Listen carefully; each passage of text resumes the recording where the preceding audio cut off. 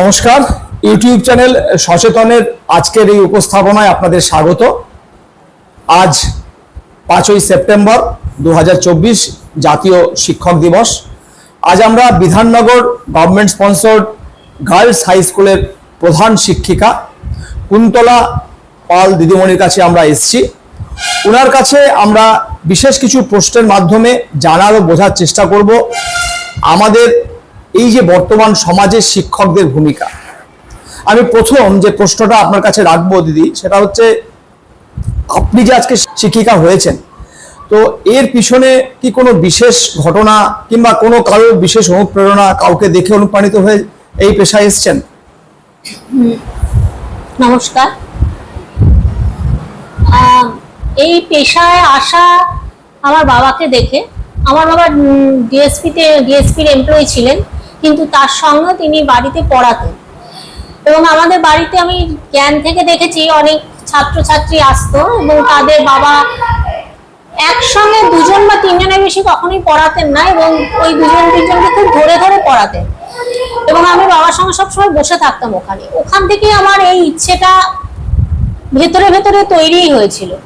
কিন্তু যখন আমি গ্র্যাজুয়েশন কমপ্লিট করি তখন কিন্তু আমার আবার অন্যদিকে একটুখানি ইচ্ছে চলে যায়। তখন আমার পড়াশোনা করে বাইরে, আমি হোস্টেলে থেকে পড়াশোনা করেছি, করতে বিভিন্ন প্রেক্ষাপটে বিভিন্ন ঘটনার সম্মুখীন হওয়ার পর আমার মনে হয়েছিল যে আমি WBCS চাকরি করব এবং সেই জন্য আমি WBCS পরীক্ষাও দিই এবং আমি কোয়ালিফাইও করি।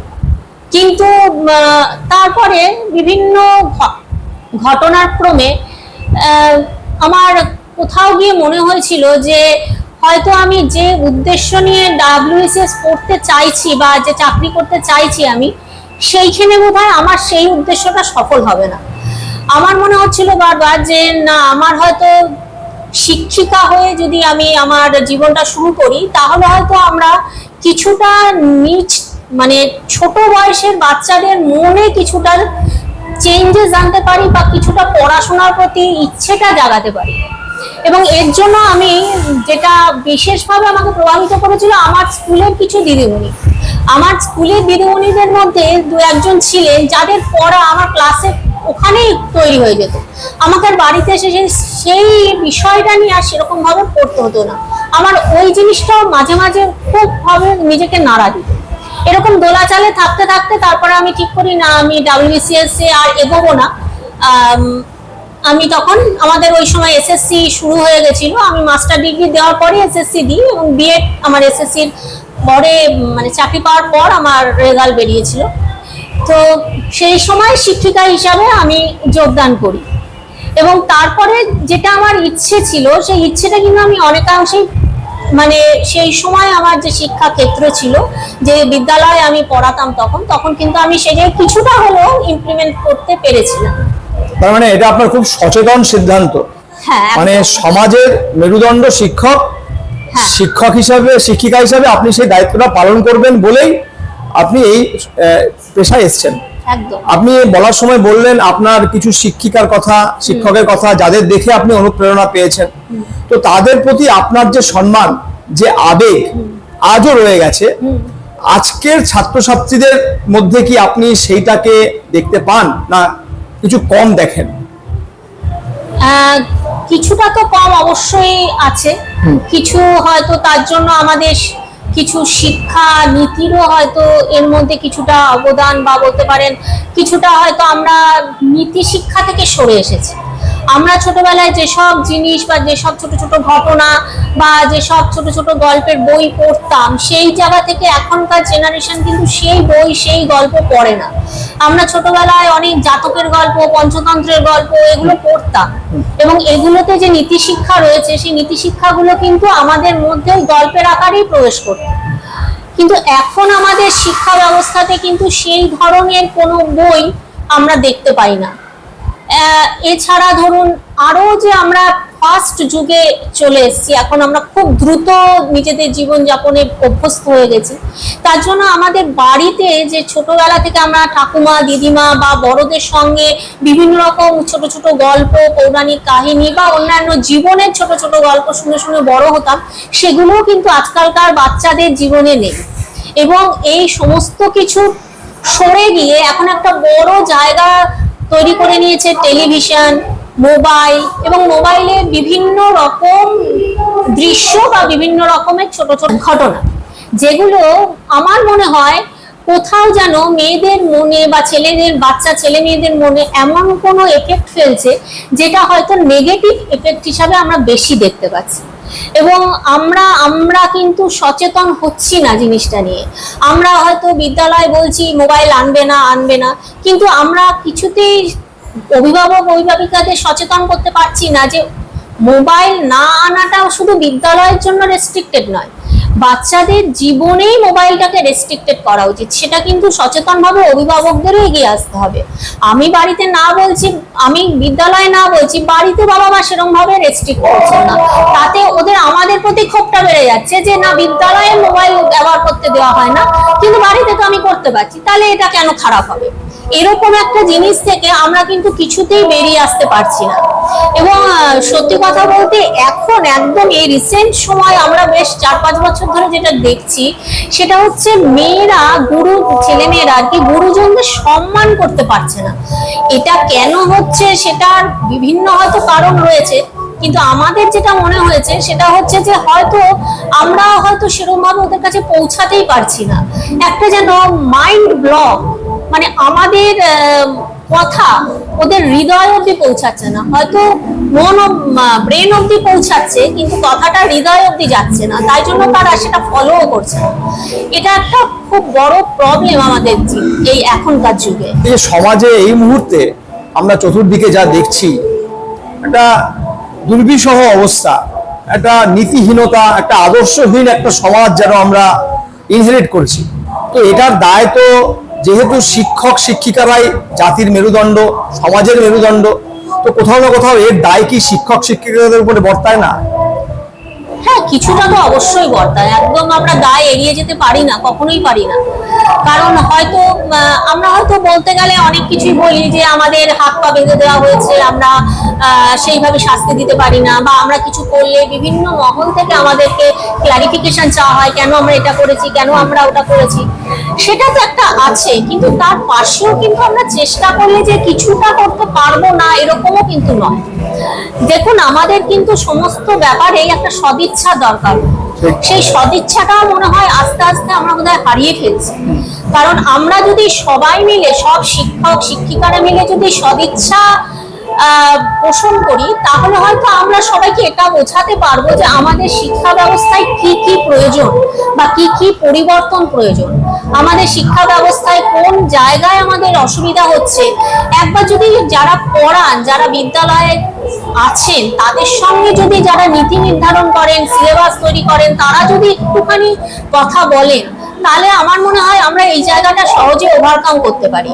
হ্যাঁ, অবশ্যই আমাদের আধুনিক যুগের সঙ্গে এগোতে হবে, অবশ্যই আমাদের ছাত্রছাত্রীদের মডার্ন করতে হবে, তাদের আমরা পিছিয়ে রাখতে পারবো না, কিন্তু তার সঙ্গেও যাতে তাদের মূল্যবোধটা গড়ে ওঠে সেই শিক্ষাটারও কিন্তু আমাদের দরকার আছে। বা আরো একটা জিনিস, আমরা কিন্তু এখন অনেক কিছু প্রতিবাদ করতেও ভুলে গেছি। আমরা কোনো অন্যায় দেখলে প্রতিবাদ করি না, সেই অন্যায় বাড়তে বাড়তে বাড়তে বাড়তে যখন একটা বড় আকার ধারণ করে তখন আমরা সেটা উপলব্ধি করছি এবং তখন আমরা সেটাকে প্রোটেস্ট করার চেষ্টা করছি। কিন্তু আমার মনে হয় একজন শিক্ষিকা হিসাবে আমাদের কিন্তু কারণটা খুঁজে বার করা উচিত যে কেন এতটা অপরাধ প্রবণ হয়ে যাচ্ছে সমাজ, কেন এত অল্প বয়সী ছেলে মেয়েদের মধ্যে অপরাধ প্রবণতা বেড়ে যাচ্ছে। এটা কি শুধু শিক্ষার অভাব, না ছোট তাৎক্ষণিক সুখের জন্য তারা এটা করছে? তারা কি নিজেদের জীবন সম্পর্কে কিছু ভাবছে, না তারা দিশাহীন একটা জীবনের দিকে এগিয়ে যাচ্ছে, যার ফলস্বরূপ এই সব ঘটনা আমরা দেখতে পাচ্ছি। সেটা হয়তো কিছুটা এই মেটেরিয়ালিস্টিক ওয়ার্ল্ড, একদম তাই, বস্তু সর্বস্ব হয়ে যাচ্ছে, মানুষ সর্বস্ব নয়, এটা হয়তো একটা কারণ। আমাদের একটা মানে ইমোশনটাই হারিয়ে যাচ্ছে বাচ্চাদের মধ্যে থেকে, যে একটা বাচ্চা কিছু হলে পাশের বন্ধুর যে দুঃখ, সেটা কিন্তু আগে যতটা আমরা দেখতাম এখন কিন্তু ততটা আমরা দেখতে পাই না। বা একটা বন্ধুর প্রতি আরেকটা বন্ধুর যে ভালোবাসা, সেই সংবেদনশীলতা একদমই আমরা এখন মানে খুবই কিছু কিছু বাচ্চার মধ্যে আছে, কিন্তু অনেক বাচ্চার মধ্যে জিনিসটা আমরা অনুপস্থিত দেখতে পাচ্ছি। নির্দিষ্ট করে আমি আপনার কাছে দুটো জিনিস আপনার কাছে জানতে চাইবো, যেটা আপনি আপনার ছাত্রছাত্রীদের নয়, আমি আপনার বাকি শিক্ষকদেরকে শিক্ষক সমাজের প্রতি দেবেন, যাতে করে এই যে সমাজের দুর্বিষহ অবস্থা, সেটা থেকে আমরা বেরোনোর কিছু পথ দেখতে পাই? আমার মনে হয় আমরা যারা শিক্ষক জগতের সঙ্গে যুক্ত তাদের মেয়েদেরকে, ছেলে মেয়েদেরকে আমরা বারবার নীতি শিক্ষা মুখে মুখে দেওয়ার চেষ্টা যদি করি, একদম ছোট যারা আছে তাদেরকে যদি প্রথম থেকে আমরা কিছুটা ঠিক ভুলের একটা যে পার্থক্য, অন্যায় বা ন্যায়ের মধ্যে যে পার্থক্য, সেটা যদি আমরা ছোট ছোট ভাবে ওদের ছোট ছোট জীবনের ঘটনার মাধ্যমে তুলে দিতে পারি, তাহলে হয়তো আমরা কিছুটা হলেও বাচ্চাদেরকে নিজেদের গড়ে তোলার একটা সঠিক দিশা দেখাতে পারবো। আমার শিক্ষক শিক্ষিকাদের একটা জিনিস অনুরোধ, মানে একটা অনুরোধ আমি করব, যে সব সময় আমরা ক্লাসে গিয়ে, অনেক শিক্ষক শিক্ষিকাই খুবই যত্ন সহকারে পড়ান, হয়তো কিছু শিক্ষক শিক্ষিকা হয়তো পেশাটা একদম পেশা হিসাবেই নিয়েছেন, তাদের কাছে আমার অনুরোধ যে একটুখানি যদি আমরা এর থেকে বেরিয়ে আসি, স্কুলে ক্লাসে গেলাম, আমরা সিলেবাস শেষ করলাম, সেই ক্লাসের বাচ্চারা কতটা নাম্বার পেলো, এই থেকে যদি একটু সরে আমরা যদি ছেলে মেয়েদের একটুখানি বিভিন্ন প্রোগ্রামে ইনভলভ করি আর বিভিন্ন রকম হাতে কলমে কিছু শিক্ষা দেওয়ার চেষ্টা করি, যাতে ওদের মাইন্ডটা ডেভেলপ হয়। আমরা এমন ভাবে ওদেরকে তৈরি করতে চাই যে আমরা যেটা ইনফরমেশন ওদের দিচ্ছি সেটা যেন ওদের কাছে নলেজ হয়। ইনফরমেশনটা ইনফরমেশন হিসাবে যদি থেকে যায় ওদের কাছে, তারা হয়তো প্রচুর নাম্বার পাচ্ছে, তারা হয়তো 99% নাম্বার পাচ্ছে, কিন্তু নলেজ যে জিনিসটা, সেই জিনিসটা কিন্তু তার তৈরি হচ্ছে না। সেই জন্য সে চিন্তাও করতে পারছে না, নিজের জীবনটাকে তৈরিও করতে পারছে না, একটা দিশাহীন ভাবে এগিয়ে যাচ্ছে। হয়তো বাড়িতে বাবা মা যেটা বলছে সেটাই করছে, অথবা শিক্ষক শিক্ষিকা যেটা বলছেন তোর এটা হবে, দেখ তুই এটা নিয়ে পড়, তাহলে ওটাই পড়ছে। মানে তারপরে গিয়ে একটা এমন একটা স্টেজে পৌঁছাচ্ছে, গিয়ে তখনও বুঝতে পারছে না এই সাবজেক্টটা আমার ছিলই না, আমার অন্য কোনো সাবজেক্ট আমার আমি হয়তো ভালো পড়তাম, তখন তার মধ্যে একটা ফ্রাস্ট্রেশন আসছে। সেই ফ্রাস্ট্রেশন থেকেও কিন্তু অনেক অবক্ষয় হচ্ছে সমাজে, যেটা আমরা বিভিন্ন দিকে দেখতে পাই। ফ্রাস্ট্রেশন থেকে অবক্ষয় খুব গুরুত্বপূর্ণ বিষয়। হ্যাঁ, অবশ্যই। ফ্রাস্ট্রেশন থেকে যখন আমরা, ধরুন আমি ইঞ্জিনিয়ার হতে চাই না, আমার বাড়ির চাপ, আমার বাবা মার চাপ এবং আমার রেজাল্ট, বা আমার শিক্ষক শিক্ষিকারাও কিন্তু আমরা রেজাল্ট দেখে অনেক সময় বলি তোর কিন্তু ভালো রেজাল্ট, তুই ইঞ্জিনিয়ারিং পর ভালো হবে। সে হয়তো জয়েন্টে বা অল ইন্ডিয়া জয়েন্ট যাই বলুন না, মেইনসে সবকিছু ভালো করে সে হয়তো আইআইটি পেয়ে গেল। আমি এরকম স্টুডেন্টও জানি, আমার জানা আছে যে আইআইটি ইঞ্জিনিয়ারিং হয়ে বিশাল মাল্টিন্যাশনাল কোম্পানিতে চাকরি পেয়ে সে কিন্তু 27-28 বছর বয়সে গিয়ে উপলব্ধি করে যে তার ইঞ্জিনিয়ারিং পড়াটা তার জীবনে ঠিক হয়নি, এবং সে একটা দৃঢ় পদক্ষেপ নেয়, সে ইঞ্জিনিয়ারিং ছেড়ে দেয়, চাকরি ছেড়ে দেয়, এবং সে কামের জগতে আসে। এবং তার বাড়ি তাকে সাপোর্ট করেছিল সেই সময় গিয়ে, মানে তার বন্ধু বান্ধব সবাই গিয়ে সাপোর্ট করেছিল বলে সে গানের জগতে এলো, এবং সে গানের জগতে আছে। সে হয়তো নাম করা শিল্পী হতে পারেনি, কিন্তু সে কিন্তু মনের শান্তিতে রয়েছে। যতটুকু জীবন ধারণের জন্য প্রয়োজন অর্থ উপার্জন সে করছে, এবং সে আনন্দে আছে, যেটা বড় জিনিস। এই আনন্দে থাকাটা কিন্তু খুব প্রয়োজন, তা না হলে কিন্তু ফ্রাস্ট্রেশন আসবে। ফ্রাস্ট্রেশন আসলে কিন্তু সামাজিক অবক্ষয় হবে, এটা আমরা আটকাতে পারবো না। ধন্যবাদ জানাই সচেতনের পক্ষ থেকে আমাদেরকে সময় দেওয়ার জন্য, এবং বেশ কিছু গুরুত্বপূর্ণ বিষয় আমরা আপনার কাছ থেকে শুনলাম। যারা এই ভিডিওটি দেখলেন তাদের কাছে অনুরোধ করব চ্যানেলটি সাবস্ক্রাইব করার পাশাপাশি বেল আইকনটা প্রেস করবেন, যাতে করে পরবর্তী ভিডিও আপলোড হলে তার নোটিফিকেশন পৌঁছে যায়। এবং আপনাদের এই উপস্থাপনা কেমন লাগলো, আপনাদের যদি কোনো মতামত থাকে তাহলে অবশ্যই কমেন্ট বক্সে গিয়ে জানান। ধন্যবাদ, ভালো থাকবেন, নমস্কার।